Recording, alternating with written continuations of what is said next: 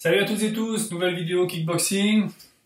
Aujourd'hui concentré sur les techniques de coups de pied et enlever les défauts. Enlever les défauts. Souvent c'est ça qu'il faut faire, plutôt qu'on pense qu'il faut rajouter des mouvements, accumuler. Et quand on réfléchit bien, en fait on est comme un oignon, il faut enlever des pelures. C'est-à-dire plein de micro parasites de mouvements, d'appels, de choses qui vous gênent, qui vous ralentissent malgré que vous soyez dynamique, plein de vitesse, d'énergie. Si vous mettez 2 temps, 3 temps pour faire un mouvement, même si vous êtes rapide, voilà, c'est comme si je veux boxer, à chaque fois que je veux boxer, je tape dans mes poings pour faire ça. Je peux être rapide, mais ça fait 2, 1, 2 avant. Alors que si je faisais ça, voilà, il y en a, ils font ça, ils retirent le poing avant de le lancer. Il y en a, ils tapent avant de lancer. Avec les jambes, c'est pareil. Donc, on en a tous, donc il faut se regarder avec honnêteté. Et réfléchir là-dessus et transformer ça. Donc, premier écueil, c'est par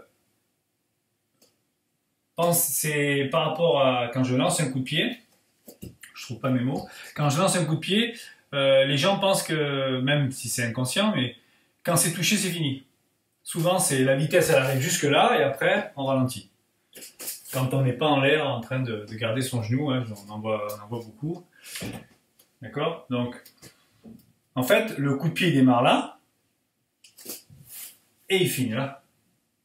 Donc la fin c'est là et votre sécurité c'est là. Parce qu'un coup de pied c'est ce qu'il y a de plus efficace pour mettre KO, pour affaiblir la résistance de l'adversaire, mais c'est aussi très dangereux parce que déjà c'est loin, vous pouvez vous faire contrer, donc il y a une manière de l'envoyer. Et ensuite, c'est une opportunité, souvent on voit dans les méthodes de pied-point projection ou de MMA, c'est souvent là où les gars se font ramasser.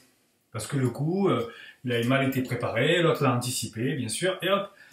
Donc, ça peut être, alors que ça devait être votre point fort, ça devient votre point faible. Donc, travail à faire sur tous les coups de pied. Alors, je prends le coup de pied direct, je fais et je pose. Voilà, hop, et je le reprends de suite. Je touche et ma vitesse, elle va jusque là. Et moi, ce que je fais, parce qu'on peut pas... Je ralentis, la vitesse c'est quart du mouvement avant l'impact et tout le retour. Donc c'est hop, voilà. C'est boum, un peu comme le serpent là. Doucement et après il accélère. C'est pareil. Donc sur tous les coups de pied, hop, je frappe et hop, et je pose. Que je fasse ça, pose derrière, ou que j'aille sur l'adversaire, hop. C'est exactement la même chose. D'accord? Il faut que ma sécurité, il faut que mon pied soit au sol. Donc prenez tous vos coups de pied, allez doucement et faites hop, hop, hop, hop. Et après, vous accélérez et vous voyez si vraiment l'accélération est jusque là. Hop, hop, hop. Et là, donc à faire d'abord lentement. Les 2 jambes. Deuxième écueil. Beaucoup de gens font ça. Celui-là, surtout la jambe avant, la jambe arrière, bon. La jambe arrière, c'est plus dangereux, donc il faut toujours la préparer. Donc là, on va se focaliser sur la jambe avant qu'on peut lancer en premier. Souvent, avant le coup de pied, il y a ça. Il y a ça. Alors, si j'avais des élèves, là, je leur demanderais qu'est-ce qu'il y a pour avoir la réponse, mais je vais vous la dire. Ce qu'il y a, c'est que vous faites ce déplacement-là. Ce qui fait que votre technique, elle se fait au niveau du rythme, en 2 temps. 1, 2. 1, 2, quel que soit le coup de pied. Souvent, c'est ça. Souvent. Même des fois, c'est juste ça. Hein. Voilà, juste ça. Mais ça fait toujours 2 temps. Alors, c'est pas que c'est mauvais. Pourquoi? À quoi ça sert ça? Ça, c'est un déplacement. Il y a plusieurs déplacements. D'accord? Croiser. Ou juste la ramener. Ça sert à franchir la distance. Parce que si ma cible, c'est la glace, par exemple. Si je fais un coup de pied directement là, je ne vais pas le toucher. Donc, en faisant ça, je vais venir toucher. Donc j'ai besoin de mon déplacement. Mais c'est mauvais que ça devient automatique. Quand je suis à distance et que là je pourrais toucher, je fais ça, s'il rentre, il me passe au-dessus. Il me submerge. D'accord? Donc, tous vos coups de pied, vous devez les reprendre doucement et faire voilà, sans déplacement. Hop, vous adaptez le pied d'appui en fonction de l'ouverture de votre hanche.